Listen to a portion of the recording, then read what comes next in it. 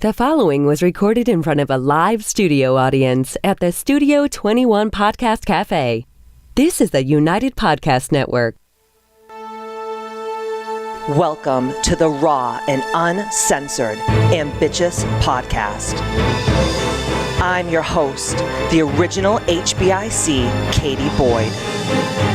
During our time here together, I will be instilling all of the strength, power, and determination you will need to use the very stones thrown at you to build your ultimate empire. We will redefine the word bitch from the derogatory to the acronym being in total control of herself. So let's adjust our crowns and prepare to live life ambitiously. Yeah, here I am, the HBIC Katie motherfucking Boyd. I love this. I'm like fucking Johnny Carson. I just say my name and everybody claps and screams. As they should. This is great. As they should.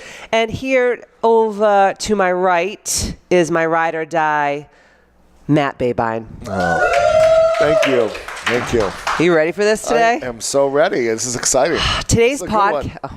Yeah, it's a good one because I'd like to just starve you to death. Oh, that's fine. I have a lot to be starved. Go ahead. That's actually very true. Today's podcast is all about the top 5 ways fasting not only has changed my life, but can change your life as well.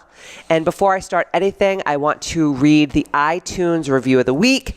And it is from Being in Total Control of Himself. How cheeky. And he says, I've been following this podcast as, yes, a male. It's so refreshing to hear a woman talk about things that transcend gender roles, boundaries, self-esteem, daily spiritual practices, as well as nutrition and business. Right up my alley. More men should listen to this podcast. It would also help men with their relationships as well. Katie, keep doing what you do, lady. I'm redefining the word bitch to being in total control of himself as well. Cheers. Nice That job. was really nice. Thank you so awesome. much, being in total control of himself. And please email me at themisfitclub@gmail.com to redeem your $100 gift certificate to use towards anything KBMC related. People don't know, but I do actually train men as well. Yes. And a lot of men come to my sound healings and spirit days. So we do not discriminate at Katie Boyd's Misfit Club. We do not. Right? We do not. We're equal opportunity. Right? Absolutely. Oh, gosh. So I want to start today's podcast with, because, you know, I'm an old Stoic. You are. If you don't know anything about Stoics, go and Google that, because I've been following Stoic philosophy since probably I was like 4th grade. And I'm not even joking you. I was just like so all about the Stoicism when I was younger. And Matt is giving me the dirtiest look because he really thinks I'm a nerd. I am a nerd. No, I'm not giving you a dirty look. I'm like, it was an amazement. I think I was Marcus Aurelius in my past life. Is that Napoleon? Well, that could also be. Maybe Napoleon Dynamite or Napoleon Hill. Oh, yes. Not Napoleon, the French Revolutionary. Yes, yeah, that too. That's what I was talking about. He's a very short, mean man. He's very mean. So Athenius, which Athens, Greece is actually named after, he says, fasting cures diseases, dries up bodily humors, puts demons to flight, gets rid of impure thoughts, makes the mind clearer and the heart purer, the body sanctified, and raises man to the throne of God. And I actually really get all the feels when I read this, because I have fasted probably for over, I'd say, 20 years. So I started fasting when I was 18 years old, and I didn't do it for weight loss. I actually did it because I wanted to be enlightened. And because I studied Buddha and Muhammad and Jesus and all the other ascetics. And asceticism is a lifestyle characterized by abstinence from sensual pleasures, which I don't know why I was trying to do that when I was 18, because that's when you're supposed to be having all the sensual pleasures. That's what I was thinking too. Yeah, well, I was just so weird as a kid, and I was just always so different. Plus, I'm an Aquarius, so I'm like, I'm on a whole other level. But you know, St. Francis of Assisi was an ascetic. Jesus was an ascetic. Muhammad and Buddha also. And they used fasting to, you know, withdraw and really figure out truly what their path to enlightenment is, right? So obviously, fast forward 20 years, I'm not really doing it for the spiritual enlightenment, even though that comes along with it. Now I'm doing fasting more for longevity and to fight inflammation. And it is a great tool to keep weight down, because I think we've been so indoctrinated to think that we have to eat 6 meals a day, and if we don't eat every day that we're going to starve to death, and that's just not true. So I'm going to talk a little bit about different types of fasting, and then I want to go into my top 5 reasons. That's awesome. So Matt has also been practicing some intermittent fasting with me. He tried to do like a 2-day fast once, and then his penis didn't work correctly. No, that was almost a 3-day fast, and then I was like, "What the fuck? This fasting's no good for me." Yeah, so I'm out of here. I need a freaking submarine sandwich. I'm not gonna. So tell them what happened. We did a water fast. This is a long time ago too. It's like, It was like 10 years. No, this is like when we first started dating, Matt. Was it that long? Yes. That's right. I remember it was your birthday weekend, and I think I had something planned. We were going to go away. So anyways, yeah, it wasn't working, and I was not nervous about it. I just didn't feel the same. And I go to the doctor, and he goes, "Well, what are your symptoms?" And I go, "Well, my back hurts, kind of, and, I don't feel good." And the guy's not working. The big guy, Big Bernard, is not working here. Oh, my God. You did not just call it Big Bernard. I'm going to gag. It's not working. And he goes, "Well, you told me all these other symptoms, and aren't you concerned of those?" I go, "Not really. This is the problem." And he goes to me, he goes, "Well, tell me about what you've been doing. Have you been eating?" I says, "Well, that's funny that you mentioned. I've actually been on a water fast for 3 days." He goes, "Eat something. You'll feel better." And on the way back, right, I broke my fast with a submarine sandwich from Medford. I was in Medford, Massachusetts. Was it an Italian grinder? Italian grinder. And that thing, boy, I'll tell you. And he was right. I left there. I ate that sandwich. We had a beautiful birthday weekend. Oh, my God. The big guy was right. The reason why your back was hurting because your kidneys were cleaning themselves out. God forbid you give your internal organs a rest from all the booze and all the food. Hey, listen, my guys used to booze and food. I'm not fucking with it again. Oh, my God. So now I have Matt on, he does OMAD, which is short for 1 meal a day. Yeah. So what he does is he gets up in the morning. I can't even handle this. Just the fact that you called your wanker Big Bernard is like, I don't even know what to do. Big Bernard. Rest in peace. Okay. Rest in peace. Don't say that. Jesus. Oh, my God. I got to get a submarine sandwich. So Matt gets up in the morning. He has a couple cups of black coffee. Yes. Matt is a bad boy, and he puts stevia in it because he has to have everything sweet. I like stevia. You don't drink the stevia, but I like it. I like it too, but I just know that for me, when I put stevia in my coffee, or if I use that, even though it's like, healthy or whatever, it triggers me to want to eat shit. Yeah. Like especially sweet stuff. It does something to my brain. So Matt gets up in the morning, he has a couple cups of coffee, he'll have water all day, and then usually what he does is like in the afternoon around 3, he'll have another cup of black coffee. Yep. And then at night, he'll have his one meal, but his one meal will actually be like a full day of calories in one meal. Right. So like last night when we came home, we had a sound healing at KBMFC, and he had leftover prime rib that I had cooked, and I made a gravy that was like really high in fat. Very high in fat. Matt had the crab apple splatters this morning before we came to the podcast. Fat was in that goddamn thing. I go, I'm not going to make it to the podcast. I just hear him in the bathroom like, I'm like, what are you doing in there? He's like, I got the crab apple splatters. Just talk about everything about my fucking anatomy today. Well, you're the one that calls your penis Big Bernard, so I thought that, like all bets were off. You brought it up, so now I'm on the toilet. I did bring it up in more ways than one. That's right. But don't bring it up. That was good. You did bring it up. And then he had some mashed cauliflower. And what else do you have? And I did some sautéed mushrooms. Yes. And that's what you had. It was great. Now I, the Queen of Sheba, am on a 48-hour fast. So when he was eating last night, I said, "What a peasant!" And I went and took a bath because I looked down at him because I'm like, "You're so weak that you have to eat." So I went and took a bath. I did some of my rituals, and then I went to bed. And then Matt obviously still drinks alcohol. I had a ritual too, 2 martinis and in bed. Banana's working. I feel great. That's amazing. I'm so happy. I'll fast today. I'm so happy tonight, for you. And then, if it's not broken, don't fix it. I get it. But I do like to prolong fast. So there's a bunch of different ways to fast. So a couple different ways to fast is you can do a bone broth fast. So you would consume like just bone broth. You can do a juice fast, which I used to do a lot of juice fast when I was younger, especially when I was vegan. That was like my go-to thing to feel like rejuvenated. I'm not a big proponent of juice fast unless it's a lot of green juice, because a lot of people are like, I'm juice fasting, and then they're drinking like fucking like watermelon juice and all these like really like sugary juices. Might as well have I'm like, a Snickers bar. That's right. I'm like, Dude, go to Love and Flower Bakery and go eat a bunch of macarons. Don't even get me started on that. I need to go there. That place makes me so horny. I told Jamie the other day from there, we were back and forth on Instagram. I'm like, if you keep making all these delicious sweets and my fupa keeps getting bigger and bigger and bigger, I'm going to freaking sue you. Yes. She was like, I hate you. But no, it's true. Like, sugar is the devil. Yes. So if you're like, I'm on a juice fast and you're drinking all this sugar, probably not the best thing. But if you're doing it on green juice, it's awesome.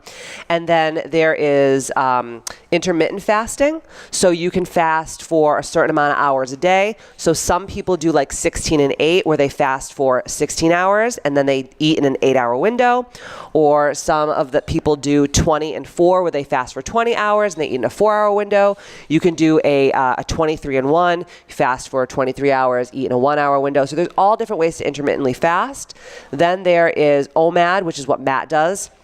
So he fasts for 24 hours and he eats in probably like you in like a 6-second window. 6-second window. He just everything inhales food. And then Pearl's sitting next to me, our Boston Terrier, just looking, going, he's eating, and I'm going to have some too. Oh, absolutely. So they just eat, and I just gloat and say, weak peasants. And then there's also prolonged fasting. So prolonged fasting can be anywhere between 48 hours, 72 hours.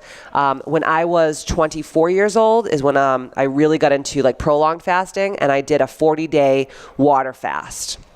So 40 days, no food. I definitely was spiritually enlightened after that, because I saw Jesus, Muhammad, I saw Buddha, I saw everybody. I saw all of them. Yeah.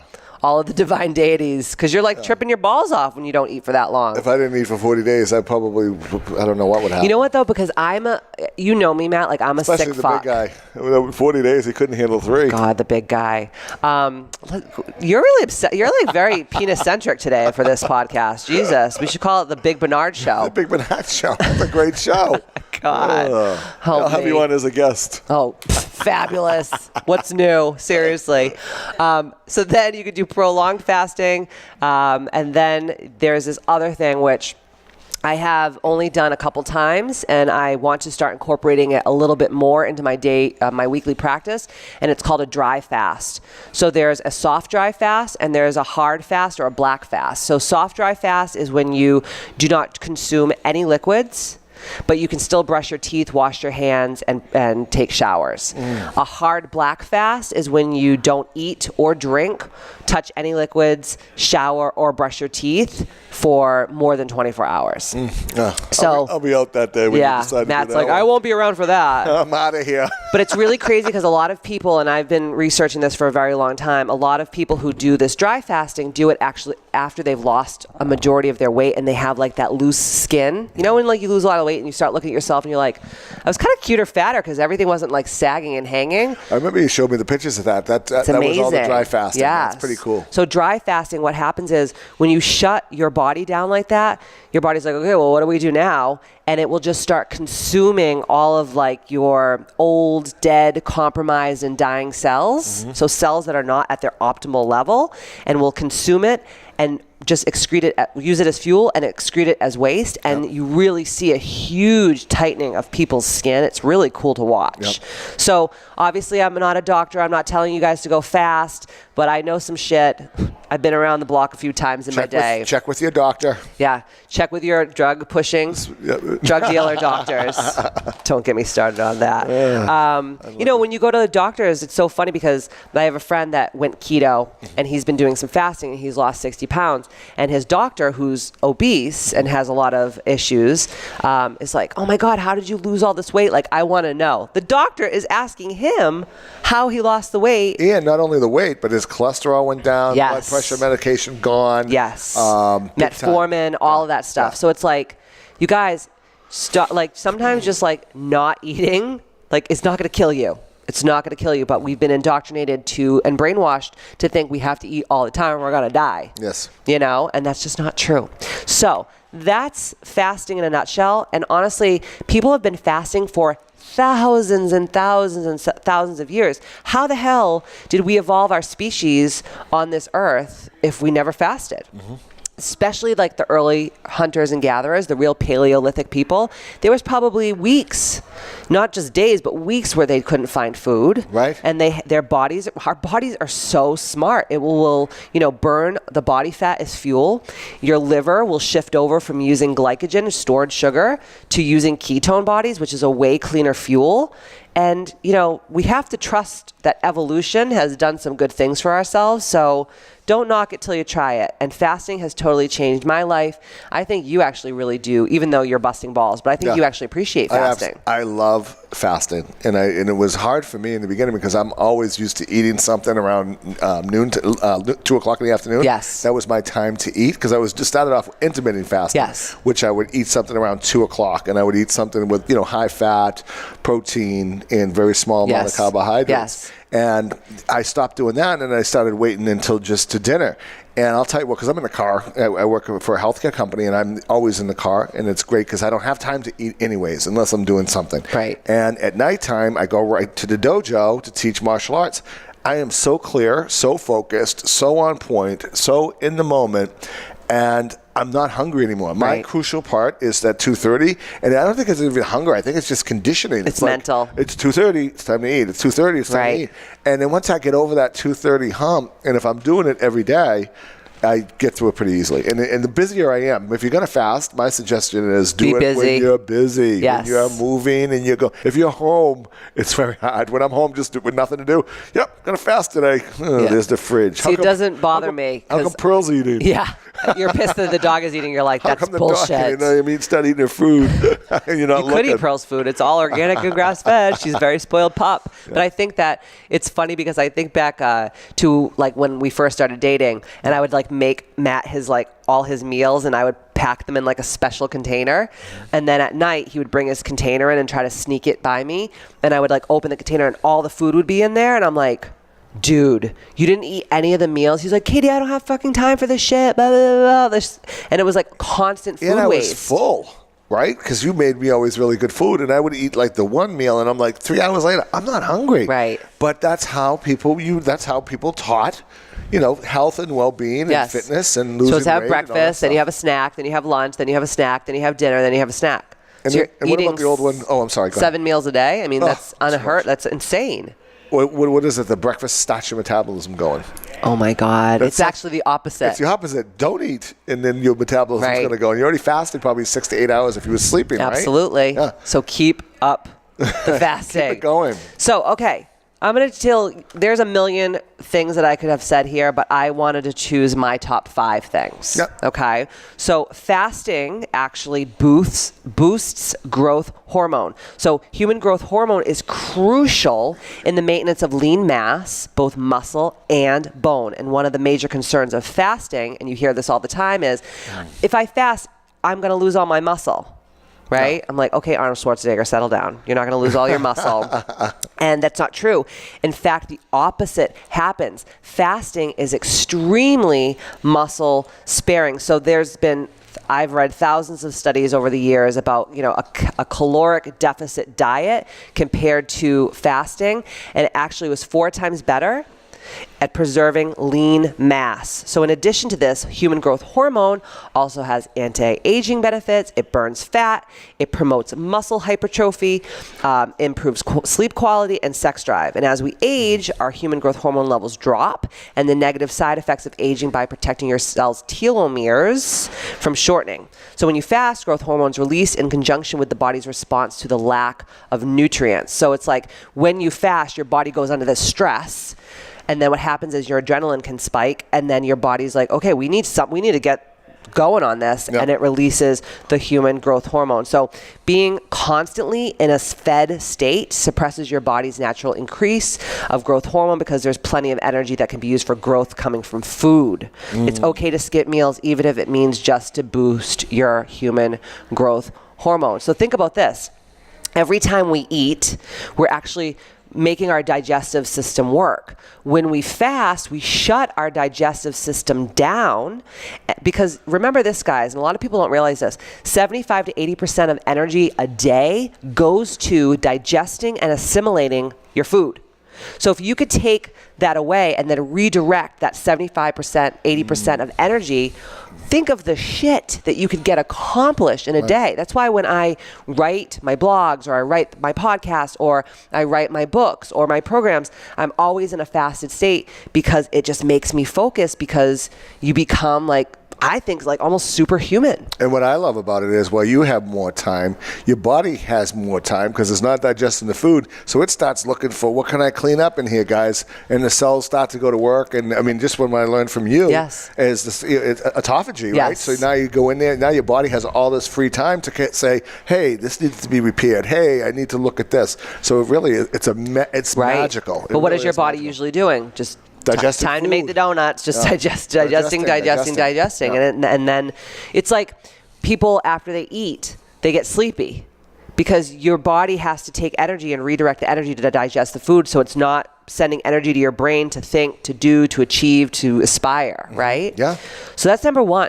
Number two, and this is, I think, for a lot of women especially, this is super important, fasting fights inflammation. So whether you're intermittently fasting or you're doing prolonged fasting, all the studies that I've read have been shown to significantly reduce inflammation. So excessive inflammation, as we all know, can be linked to chronic disease such as diabetes and autoimmune disease, dementia, and obesity. They're actually calling Alzheimer's disease now type 3 diabetes. Yes. Because actually the sugar is what's breaking people's brains down. So the sugar is ruining like the connections in our brain.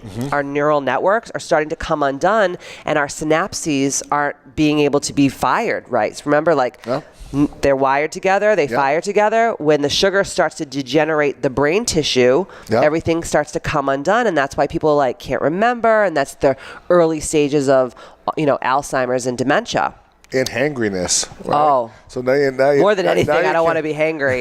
Now you get all that sugar pumped in you, right? You get angry really quickly if you don't have food or carbohydrates. If I cheat on my meal plan, if I go off keto and I eat like pasta or like some sweets, the next day I am like a fucking raped ape. Run for the fucking hills. And like I wake up with a hair across my ass. It's just so bad. And it's funny because years ago, when we ate like normal people, like the standard American diet. There's nothing normal about us. No.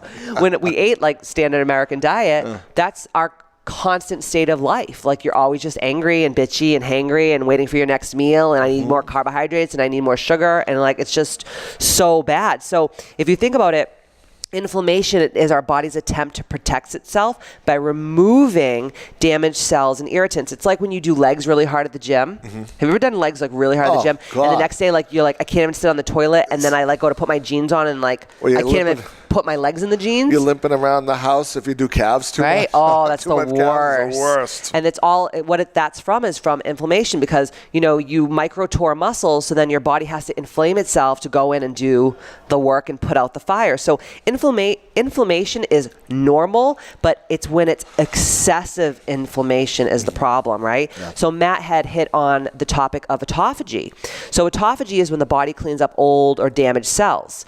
And it's the body's way of repairing itself. It uses the damaged or defunct cells as fuel and excretes it as waste, leaving you with only high functioning cells, right? So chronic inflammation is obviously, as we know, a result of our lifestyle factors. So like, poor diet, stress, gut health, food intolerance. Like people will say to me, like, I'm lactose intolerant. And then you see them like eating cheese. I'm like, what the fuck is your problem? But I just love cheese. I got to eat it. I'm like, if you know something's not good for you, why are you putting it in your body? Right. And then top that off with lack of exercise, and you're just constantly exhausted, and that will always keep you in an inflamed state. And what people have to understand is chronic inflammation is what leads down the path to disease such as cancer, diabetes, and a host of other issues. Cardiac problems. Yeah, it's so crazy. I mean, I had so much, I just thought it was old age or getting older. Remember I told you how cramped up my body was? Yes. I'm like, I can't move my body anymore. I must have broken it down from martial arts. Yes. Just maybe this is just the aging.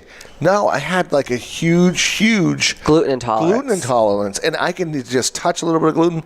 Boy, it throws my body off. Even carbohydrates. But he still touches the gluten, people. I do. But it's how much? How often? No, like once every 2 weeks. Right? You go to Ralphie's, you eat your chicken palm. with your linguine, Ralphie's. your whole fucking loaf of bread with 50 sticks of butter. And the next day I pay for it. I'm like, oh God, this is awful. But it's okay if you say to yourself, I'm going to go and I'm going to do this. And I know I'm going to pay for this for like 2 days. But it's when you constantly are like in the cycle of like, I can't get off the merry-go-round, you know, that's the problem. Right. So number 3, this is huge for me. Matt doesn't use his brain much, but I do. So for me, it boosts brain function. Again, studies show that fasting not only helps improve your moods, but more importantly, it improves how your brain functions by boosting the production of a protein. Ready for this, Matt? Called brain-derived neurotrophic factor, or BDNF.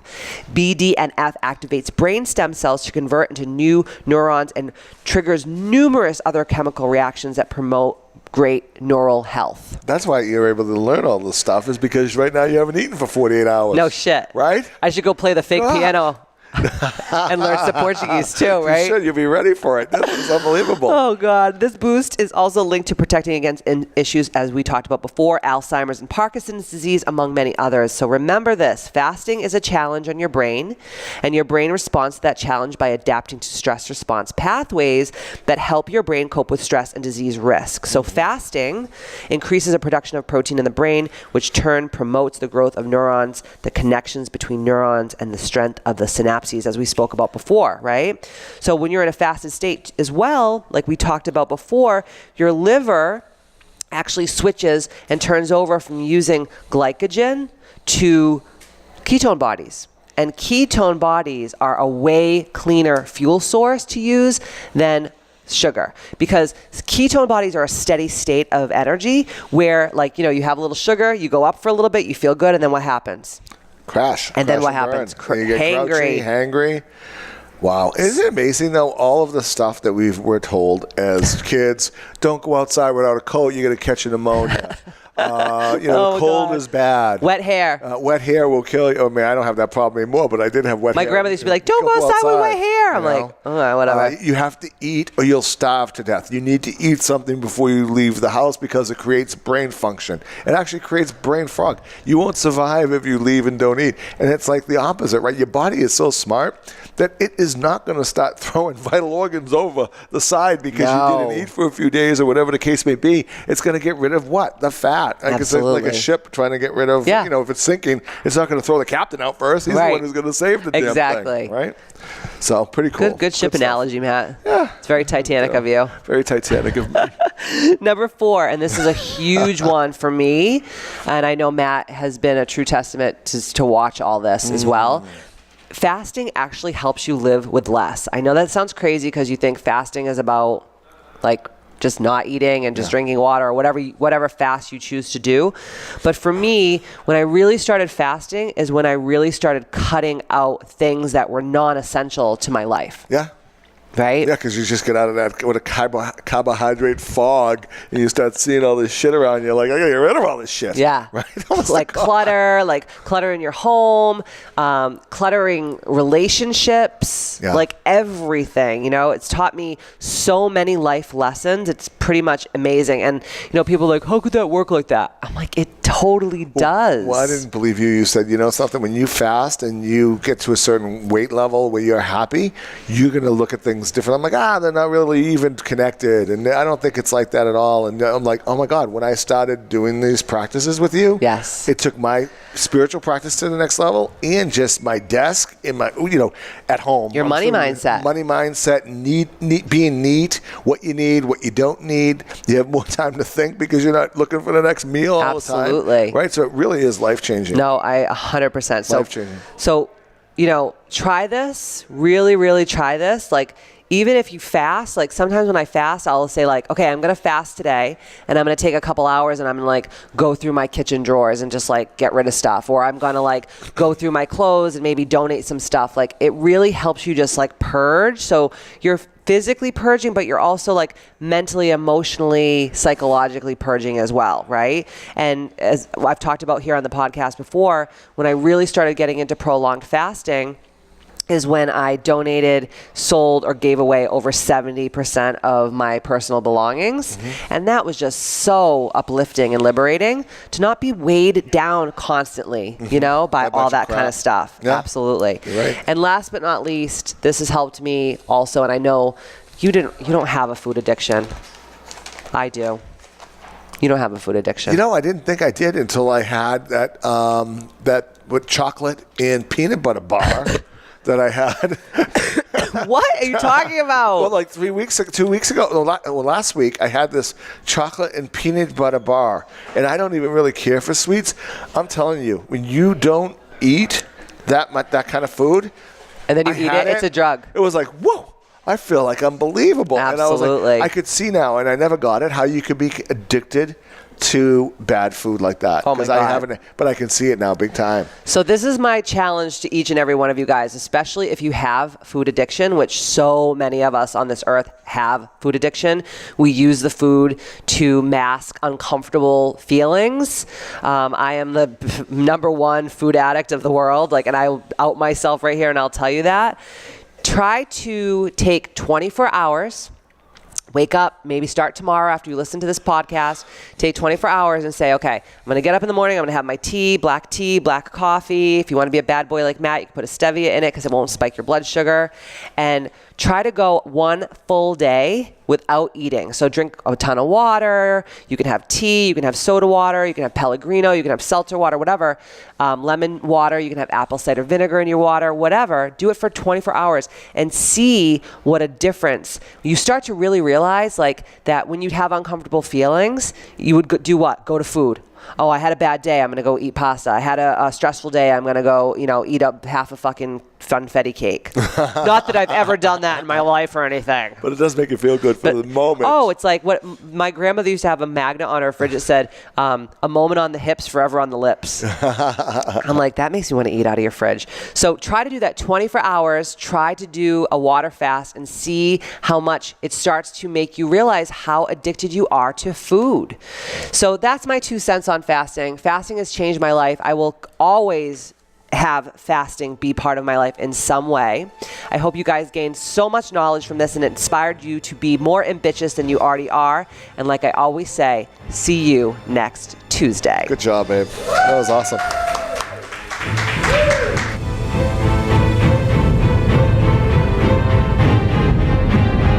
The views and opinions expressed by the hosts, guests, or callers of this program do not necessarily reflect the opinions of the Studio 21 Podcast Cafe, the United Podcast Network, its partners, or affiliates.